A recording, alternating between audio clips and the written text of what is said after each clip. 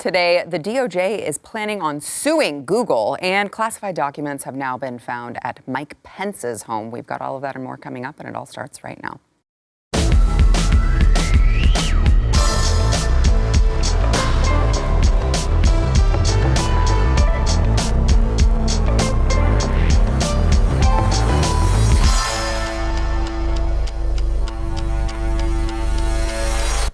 Welcome to the news and why it matters. I am Sarah Gonzalez, and I am joined in this very chilly studio by BlazeTV contributor Jakub Bujans, also host of The Bottom Line, also joined by BlazeTV contributor John Doyle, host of Heck Off Commie. And I would like to announce, I believe this is the very first time that John Doyle has been back since he has been brought back to Twitter. That is true. That's literally the case. It's been, I think, about 2 weeks. I've been back on Twitter. I got myself in a little bit of trouble already. I do not find that shocking at all. Very unfine people, but yeah, I'm very excited to be back. Comrade Doyle. Yes. So if you have not been following him, he is back. Elon actually took the duct tape off his mouth. He can now speak freely, at least for the time being. I don't know, as of the time of this taping, because with John, something could happen very quickly.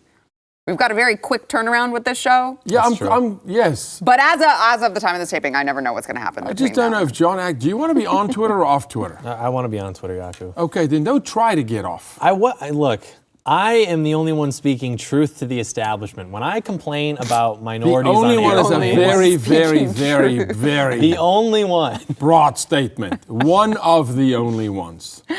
This one speaks truth.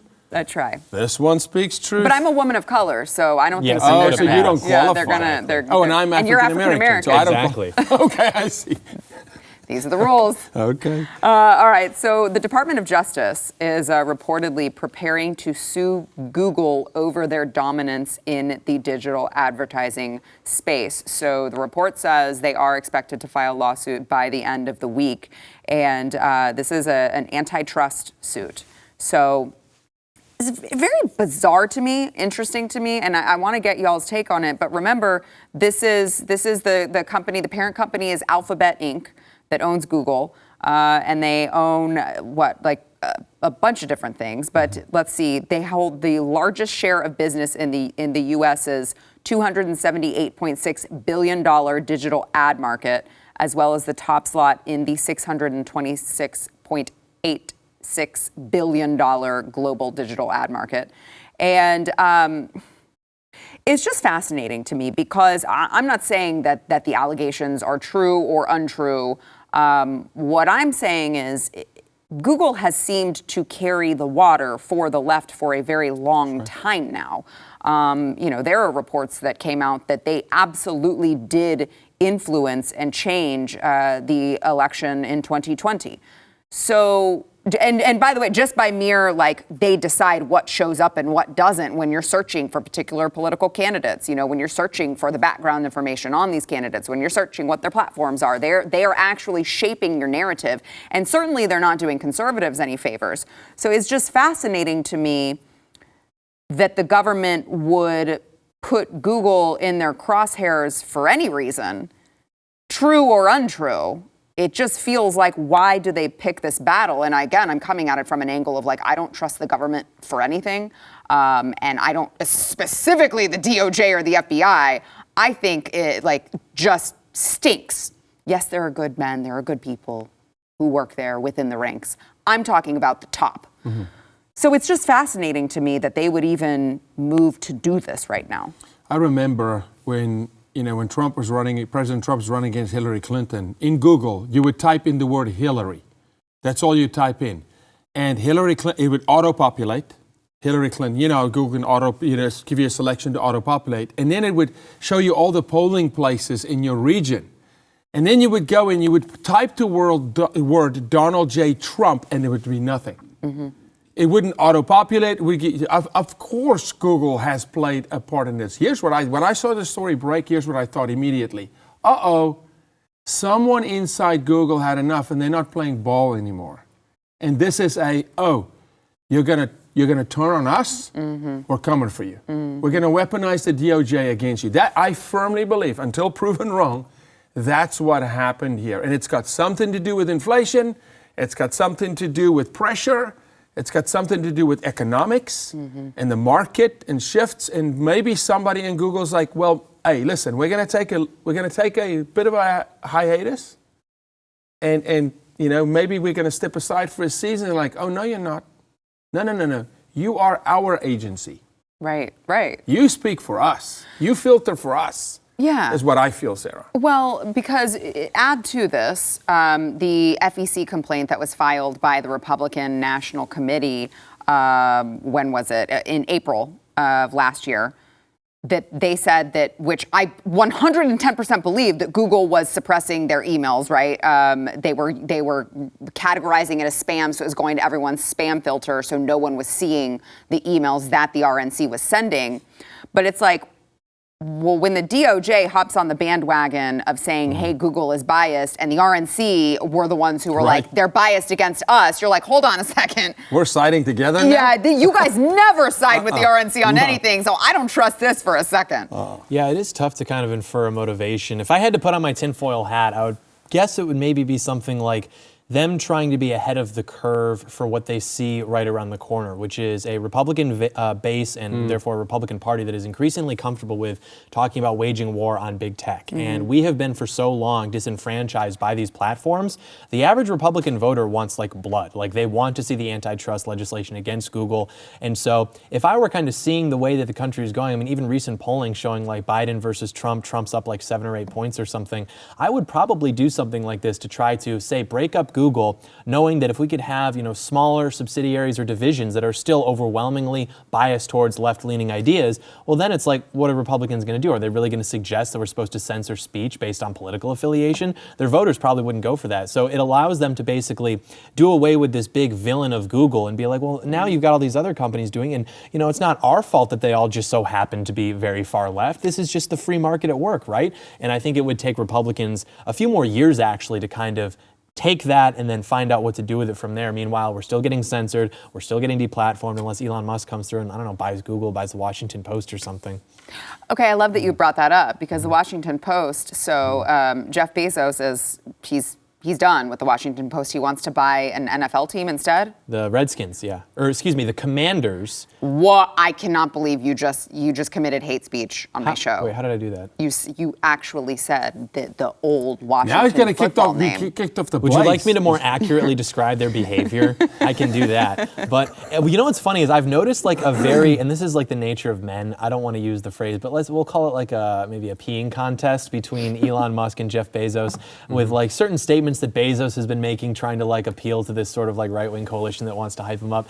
What if Jeff Bezos bought the Washington Commanders and simply renamed it to the Washington Redskins, trying to like become like the next guy like Elon Musk is? I tell you, a lot of people will support that, especially the Native Americans. It may be a little bit of I've got so much to say about Bezos and Musk, but back to this conversation, it may be a little bit of reverse psychology. Mob bosses used to do this in the past. That they would go in and break the hand of their best guy in front of the other guys. And the guys would go, what did he do wrong? Nothing. I'm just reminding you who carries the stick.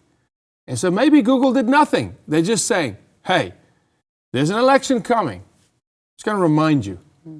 It's just going to remind you who you answer to. So we're going to investigate you publicly so that you don't break rank when the red phone is used and say, suppress some emails again, please. Right. Yes, sir, DOJ. And if you do, this all goes away. Exactly. It makes a lot of sense, actually. Yeah. So the mob bosses use that tactic often.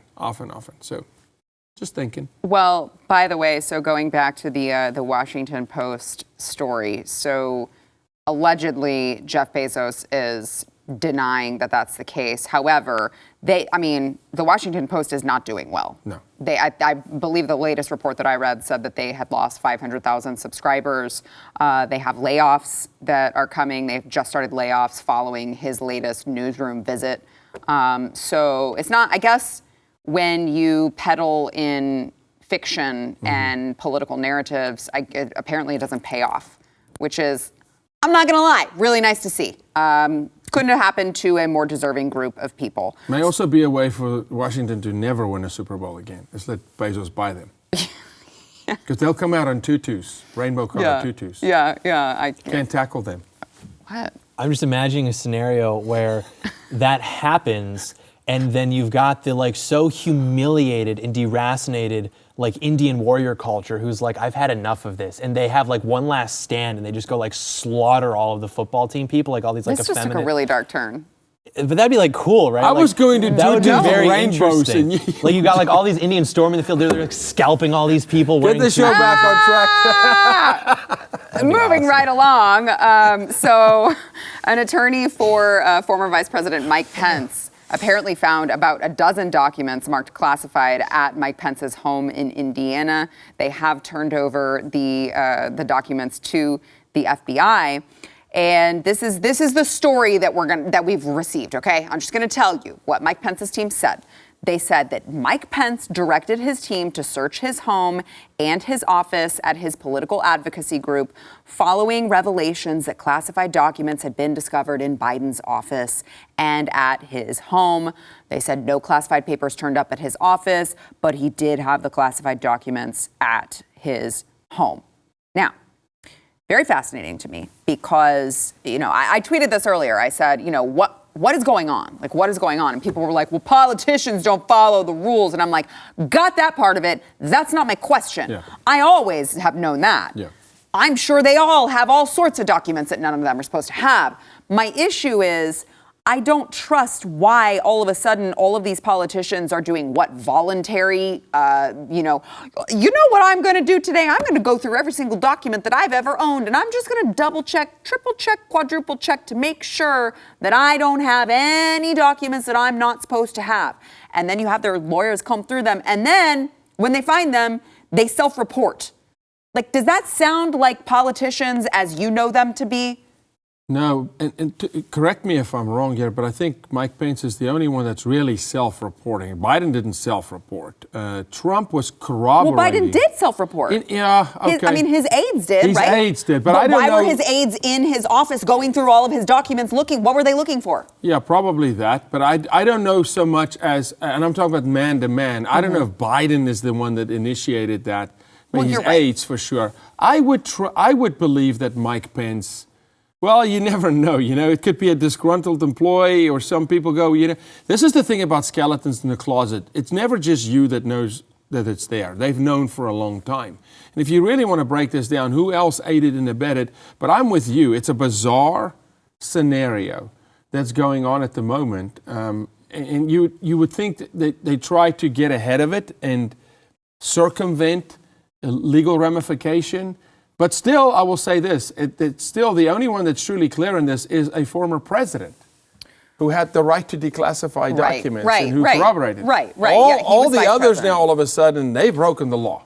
Well, that's why I'm saying, is there talk of the FBI is going to come raid every former president and vice president? That it's like, why would Mike Pence think that he needed to do this right now? Because it gives permission for the masses to point at Trump as exclusively and exceptionally bad.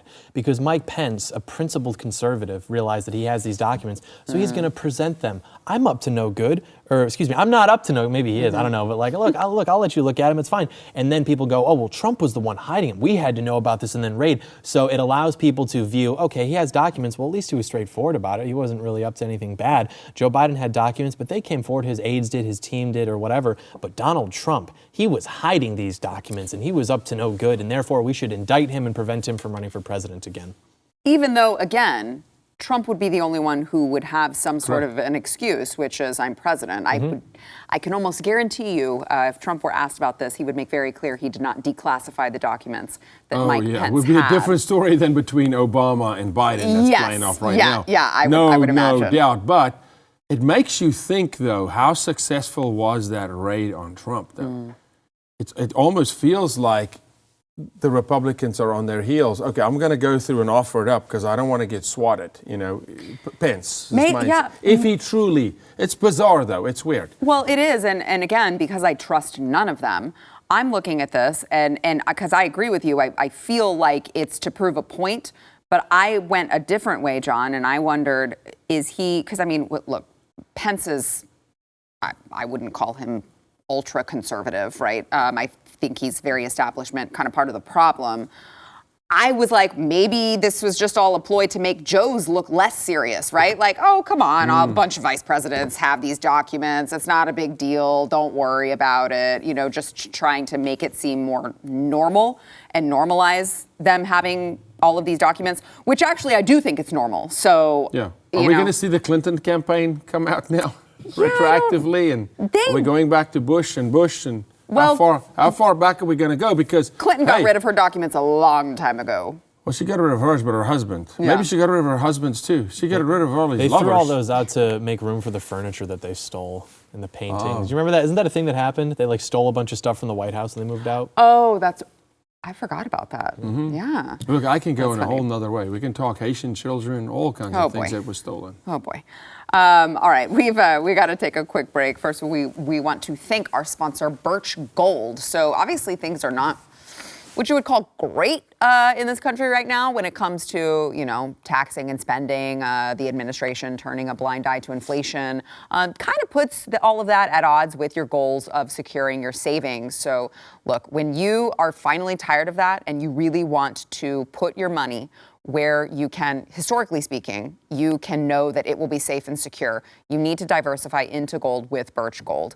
I would not say this to you guys if I was not actually taking this sort of feedback and doing it in my own life, right? We have just diversified a lot of our retirement money, money that we have saved and earned, and we've put it in a tax-sheltered retirement account, which, by the way, Birch Gold makes it very, very easy to convert any existing IRA or 401k into a precious metals IRA.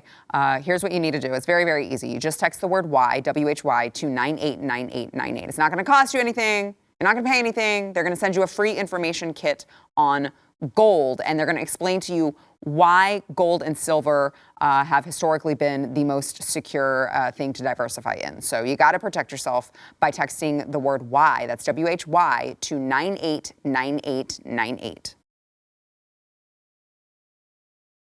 So an FDA committee is set to meet this week regarding COVID-19 vaccinations and recommendations for the future. This is tomorrow, this is scheduled for, and it is the Vaccines and Related Biological Products Advisory Committee meeting. They are hoping that this is what they're going to talk about, okay? They want to make the schedule, the immunization schedule, easier by giving specific types of children, immunocompromised people, and older people 2 shots, but only 1 to other people. It also, of course, wants the panel to think about making a system for vaccination recommendations akin to the way the flu shot is handled every year. So you will get your annual COVID-19 shot. It did say in this document explaining what they are planning to talk about that the rollout has been associated with significant implementation complexities. And because of this and other available information, a move to a single vaccine composition for primary and booster vaccinations should be considered. They say that young people, I just want you to hear me correctly, young people who may not have been exposed to COVID-19, as well as older people and those with compromised immune systems, might need to get 2. So yes, you heard me correctly. Young people who are the least at risk for any sort of adverse reaction or negative outcome for this particular virus, they don't want them to get 1. They want them to get 2 shots now to, protect them. You would think, I hope I don't get us in trouble here, but say it. Frankly, my dear, you would think in a time where we are now heavily looking into vaccine injury, you may want to halt the program for kids just for a little bit till we get some information. You would think that's sanity. That makes sense, right? That shows you how little they actually care. There's quite an outcry by public saying, people are dropping over. 18-year-olds are having heart attacks. Could it potentially be related to vaccine injury? Common sense and actually just human dignity for a CEO of Pfizer would say, hey, that kids program we're running, where we want to double vax them, let's hold that one for a minute until we make sure that we're not going to harm children. They don't give a rip. They doubled down. 2 vaccines for those, thank you. Double shot order. I remember even the caricature in my head of what was going to happen. When it began to play out in front of me, it was actually kind of shocking to see. I mean, you're seeing like several articles a day of celebrities, athletes, children, just all of a sudden just dropping, and nobody wants to really have that conversation. And when you try to, they like literally are more offended at the idea that you're like some anti-science person than at the idea that this could possibly be linked to that thing that they've spent the last several years shilling. So it really is a dehumanizing experience all around, not only because of how we're being treated like cattle, but also because our fellow cattle are so blind to what's actually going on. Because they took the vax, John. It's true, they want to be They right. don't want to wanna wake be up in the right, morning yeah. and go, okay, wait a minute. Should I potentially consider that I could be harmed by this? They don't want, it's out of sight, out of mind. They don't see no evil, hear no evil. Nope, not talking about it. No accountability over here. You took the vax, that's your choice. I mean, I never told someone to take it or not take it, okay? Just said, you come to me, I got some lead, okay, and put some holes in you, right? But now that we're seeing that, hey, maybe, that's why they don't want to talk about it, because they were part of the program. It stings a little. Yeah, 100%. It would just be very fascinating to see how they move forward. And when I say they, I mean 2 different subsets here. I mean the government, obviously, the FDA. How are they going to push it? But also how the American people are going to react to it, because there's been, 15.3%, that's it, of all of the entire United States population who have gotten this second booster dose. 15.3%. So who is going, I mean, it sounds a whole lot like for all the people who won't admit, right? They won't admit that they may perhaps rushed to go get something that may not have been good for them, that may not have actually even helped them. They're not going back to get further ones. So they clearly know deep down that something is wrong. Maybe we don't know if something is wrong. Yes. So let me just wait, because as it turns out, at the same time that I'm finding out that this particular virus is not as dangerous and deadly as I thought, I'm also finding out that this particular injection may actually be way more dangerous and deadly than I thought. I'm not going to go get the additional one. So it really is fascinating to me, because I completely agree with you that they don't want to admit to themselves that they could. I'm not calling them dumb, but I'm saying I would think in your head, you go, how could I have been so dumb? How could I have been so stupid? Why did I trust them? Why did I, right. And you want to blame yourself. So it's like, I agree. I think that they understand that they didn't do the right thing. They won't tell you that, though. And this is further evidence that they know that there's something very wrong here, or at least it looks to be that way. They're not going to do it again, is what you're right. saying. Yeah. It's interesting, too, because I think it's common sense to want to evaluate something before you inject it into your body. And because that's common sense, a lot of people who are actually very intelligent viewed that opinion to be like low class, just because, you've got, uneducated people, lower class people thinking that way just because it's common sense. And so there were a lot of people who ended up actually going through with it, who now have the integrity, of course, to come out and say, I shouldn't have done that. But it's incredible to think, like, frankly, Jordan Peterson actually believed that getting it would get these people to stop. And now he's, to his credit, come out and said that was ridiculous. I don't know why I thought that, but it's just like crazy that this guy would actually think that. I mean, he's so smart. How did he not see it on this one issue? There's a lot of voices, John, as you know. Look, I can speak freely to you, and I truly do. This is why, for me, the Word of God has to be my rudder, and there has to be some plumb line in your life that you can balance things off of. When you just have a myriad of voices speaking, then it's about pick your champion. And if predominantly everybody goes, well, Fauci's my champion, then it's just hurt groupthink. And I think we saw a 2-year period where people just stopped thinking. They just kind of jumped in the lazy river and floated for a minute. And now, to your point, they go, been there, done that. Maybe don't do that again this time around. And definitely, hopefully, not with your children. Please. Right. Yeah. All right. We got to take another quick break. We'll be back with more of what we want to thank our sponsor, Keeps. So if you are one of, a lot of men this happens to, it's just, you can't blame yourself. It's just in your DNA that maybe you're noticing a little bit more hair loss than you would like to notice in the mirror when you look there. Listen, you can save your hair with Keeps. They have the same clinically proven, FDA-approved hair loss treatments available online. So here's the deal. Not only are you going to be able to do it from the comfort of your own home, you take a couple pictures, you send it in, and they ship everything directly to you. You're not going to have to wait in, waiting rooms, pharmacies, go wait for your doctor, which oftentimes they're running super late. You don't have to deal with all of that. But also, Keeps is generic. They have all of the generic formulas, so they're going to save you a ton of money. On top of the money that they are already saving you, I'm going to save you some money. If you go to keeps.com/Y, you're going to get a special offer. If you go to keeps.com/Y, keeps.com/Y. So the identities of several perpetrators in connection with the anti-police riots in Atlanta over the weekend that we covered yesterday have been revealed. And look, we heard this from the police chief when they gave their press conference. He said most of these people were not even from here. They came in from other places. And he was not wrong. Many of them are wealthy activists who came to Atlanta from other states, completely different states. So this is Francis Carroll, 22, Emily Murphy, 37. They are both from Maine, I believe. Ivan Ferguson of Nevada. There was someone from Tennessee. There was someone from Washington State.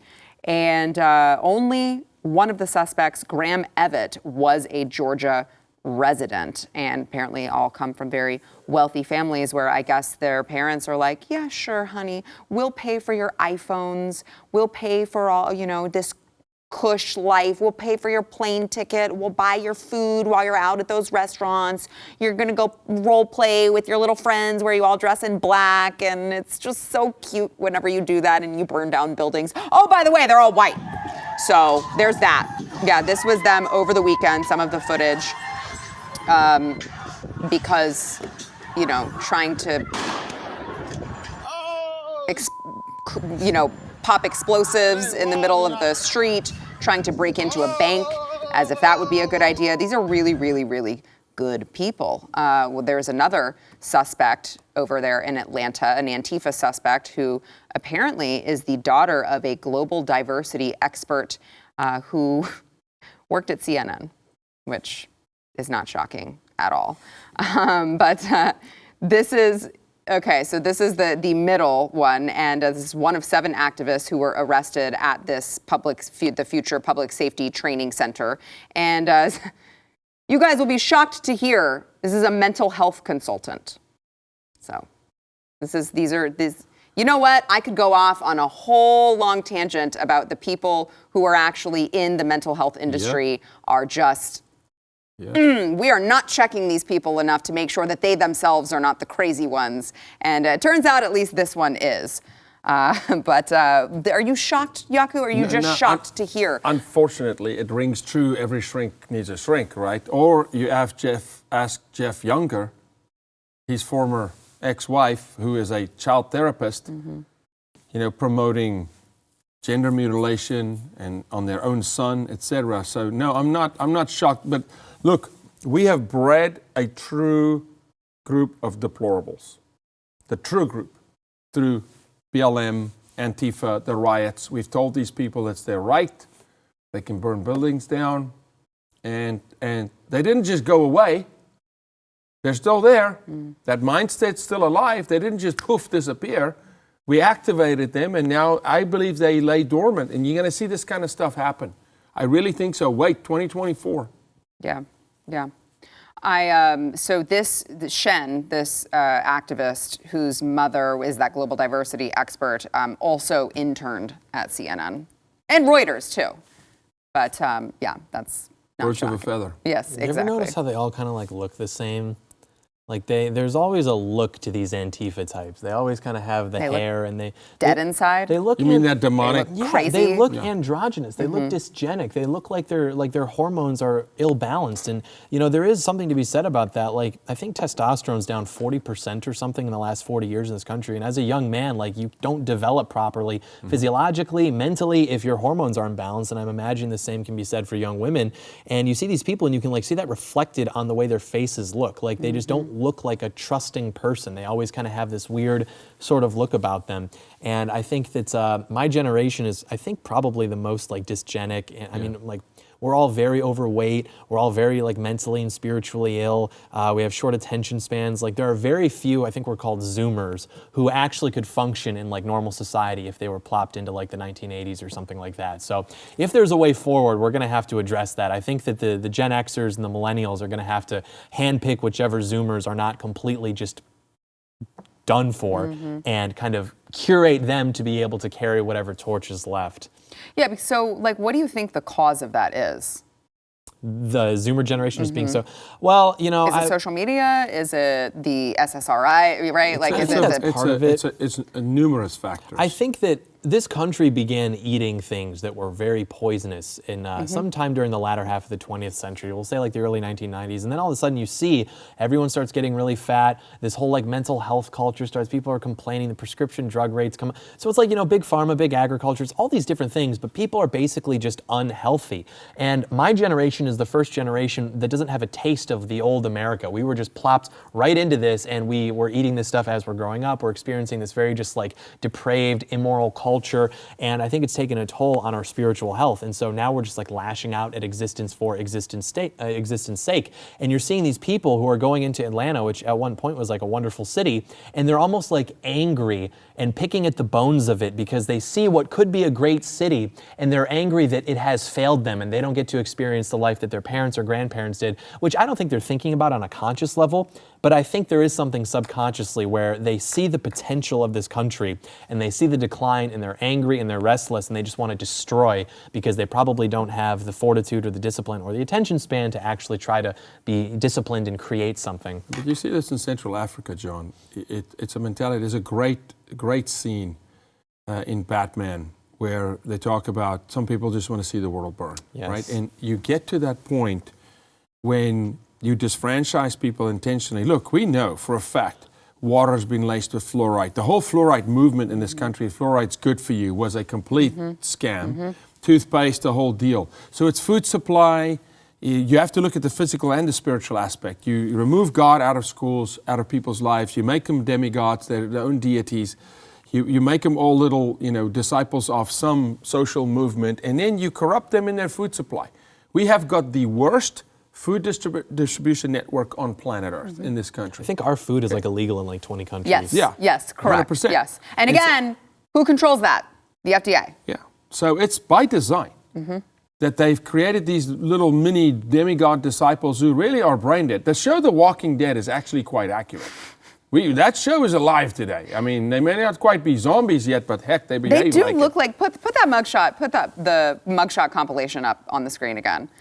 Okay, other than Ivan Ferguson, who apparently is very happy that he has but Ivan gotten still arrested. looks like he's meth. There's some meth in his life at some point. There it is. Yeah.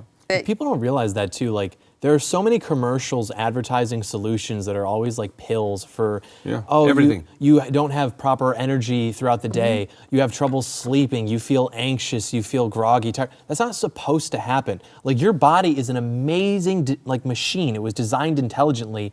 There's something wrong with what you're putting into it if these are the results that you're getting. And it's not going to be fixed by some pill or something. And they've made sure we eat crap. Well, and that also goes to, I know I won't get too long on this because I could go for the rest of the show on this, but goes to the, ADHD epidemic in young boys. Like, you're feeding them processed, right? You're feeding them processed junk and then sending them to school where you're telling them they have to sit still for 8 hours. Living what do you on think sugar. is going to happen? Right? What do you think is going to? But to fix it, you're going to medicate them with, God knows what, instead of just changing their diet and changing the way that they learn and you educate them. Again, I could go off on this the rest of the show, but I won't because we have more news to cover, and we will do that when we come back. Not only the news, but why it matters. No one else does. Thank you. Thank you. That tag. Come on. We gotta say that more. Have you guys been following this story about the former top FBI agent who was involved in the Trump-Russia probe, who was apparently arrested over the weekend for alleged activities with a Russian oligarch? Have you? A little bit. Okay.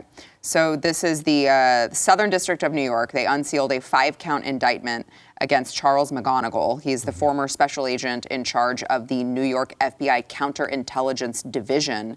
And Sergey Sirkov on Monday. So they were charged with allegedly violating and conspiring to violate the International Emergency Economic Powers Act and with conspiring to commit money laundering and with money laundering. And Sirkov was also charged for allegedly lying to the FBI. McGonigal, he retired in 2018, but he supervised and participated in investigations of Russian oligarchs. And during his time at the FBI, he was, the Washington Free Beacon reported this, he was involved with the FBI's investigation into the Trump campaign's links to Russia. Now, it was fascinating to me because I saw two different places that people took this. The left, of course, took this and said, oh, well, this guy was in on it the whole time, and he didn't find Trump guilty of anything because he was covering for the Russians and for Trump because he was in on it, which is, I think, ridiculous. And then there was another line of thinking, which was, wow, the people who were, accusing Trump of God knows what were the ones who were doing it the whole time, which is typically the case because that's what the left does, is just project all of the dirty laundry that they're doing and accuse the other side of doing it. Of the two scenarios, and I haven't done a deep dive into this, but at a surface level, I came to that conclusion, your scenario B, that yes, foxes were in the hen house the whole time. Right. He was compromised, he being the President of the United States, throughout. Had to literally have eyes in the back of his head constantly. And when he told you, the President told you, I cannot trust the FBI, very likely he had intel on characters like this character to go, things are not well within my camp because they've been doing it. And of course, then you're going to blame, the guy at the top. Right. Point all fingers to him, divert attention from yourself. That was my conclusion. Who knows? But, this kind of stuff has been happening forever, since the inception of the FBI, though. You've always had members break rank, double agents, selling information both ways, intentionally, non-intentionally. It's just kind of par for the course. I think it's just now in the age of seeing everything, hearing everything with media. In the past, people didn't discuss these things because it was on page 7 of the newspaper, and people didn't really know. Yeah. What was this guy's name? Which one? The United States citizen? Yeah, like Charles McGonigal. No, Sergey Sirkov is the Russian. Sergey Sirkov? Sergey. I don't know how to say this. So he was working within the FBI. He was working with. So he was working in conjunction with this retired FBI agent named Charles McGonigal. Oh, okay. I thought this Sergey guy was the guy who was in America working with the FBI, and I was like, you're telling me this Sergey Sirkov doesn't have full loyalty to America? What? That's crazy. Guys, you would not believe it. We actually here at the News and Why It Matters, our panelists find out the news at the same time you do. I'm not very intelligent. So that's great. Yeah. That's good. Well, hey. That would have been a good spy novel drama, John. But if only we sent you the topics ahead of time so you could have. Oh. Well, we'll have a conversation afterwards. He's too busy putting M&Ms in the Okay, I do want to get to one other story. It's kind of not a light note, but important to talk about. The surge apparently of fentanyl-related deaths in Seattle has risen so high that there is a county, King County, they're running out of room to actually store the dead bodies because the morgue is full. Yeah, same on the border. I just came back from the border 2 days ago. Our morgues are full. There's mass grave sites on our border. But you have to remember now, Gavin Newsom, cleaning the streets of Los Angeles, are shipping his homeless and his meth addicts and his druggies where? Seattle and Portland. And it's been going on for over a year. So at some point, the levee's going to break. At some point, they're going to go, wait a minute, our system is stressed to the max. The morgue doesn't have space. The ER doesn't have space. It was always going to happen. Always going to happen. And these cities are paying the price for electing their liberal buddies by saying, come over here, put a needle in your arm. Que sera, sera. You can do whatever you want in Portland. You can do whatever you want in Seattle.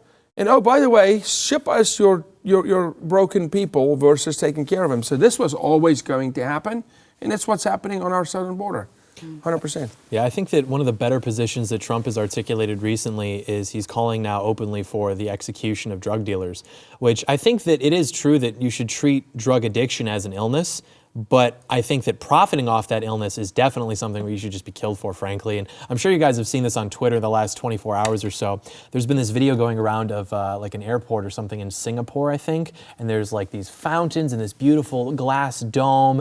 And there's like this little trolley going through. And everyone's like, wow, this society looks so advanced. And it's like, well, because they know what it takes to build a civilization. They execute drug dealers. They're very tough on crime. They don't tolerate petty theft. They don't care about stopping and frisking. Like, they're willing to do what is necessary to have cool things. Have you been to Singapore? No. Okay, I've been twice. Do you know, true, do you know you're not allowed to chew gum in Singapore? I did not know that. They do go to an extreme where your personal liberties are violated. But you chew gum in Singapore, you're arrested. If you park at a red light for longer than a certain time, you've got to cut your car off for the emissions. I mean, so it does go, they will execute, execute people. So they've crossed over the balance of what we would tolerate as Americans. But yes, clean, amazing, tech city, it's stunning. But if I want to chew, I don't chew gum. But if I want to chew gum, the government's not going to tell me not to chew gum. Right. So they go a little far. But yes, I agree with your point. They run a pretty tight civilization on crime. We'll tone it down 10, 15%. We'll let you allow chew the gum. When John Doyle is, well, I was going to say elected leader, but you're looking for more of a dictatorship. Yeah, why would I want to deal with like the democratic process? It's such a headache. Well, to be fair, the Democrats don't like to deal with it either. They're John's constantly talking about a trying coup, to find a takeover, ways. Yeah, okay. yeah. I got it. All right, we got to take a break. We'll be back. Yeah, it's a stunning city. Singapore is amazing, but the people are completely. M&M's, this is of course owned by Mars, announced earlier this week that it was taking an indefinite pause from using its spokes candies in advertisements following criticisms from some in the media. Now, they didn't mention the latest, which we covered on the show, where they were like, we're flipping womanhood upside down or something stupid, and all of the candies were upside down, and it was only some select candies, which I guess were supposed to be like the females and also the identifying females. I don't really know. It didn't make much sense. But in the statement that they released, they mentioned something about their shoes, because apparently a while back, the green, I don't know why I'm telling you the story like with a serious look on my face about freaking candies, cartoon candies, but I'll finish. The green M&M used to wear go-go boots, but they changed the green M&M's boots into white sneakers to be more inclusive. And basically all of that, to sum up, that apparently M&M is finding out go woke, go broke. So now they've just decided that they need a spokesperson. So they've hired Maya Rudolph to be their spokesperson. I feel like you could have just kept the dumb cartoon candies, just like don't push them with an agenda, and everything would have been fine. But no, instead they're deciding to just scrap the entire thing.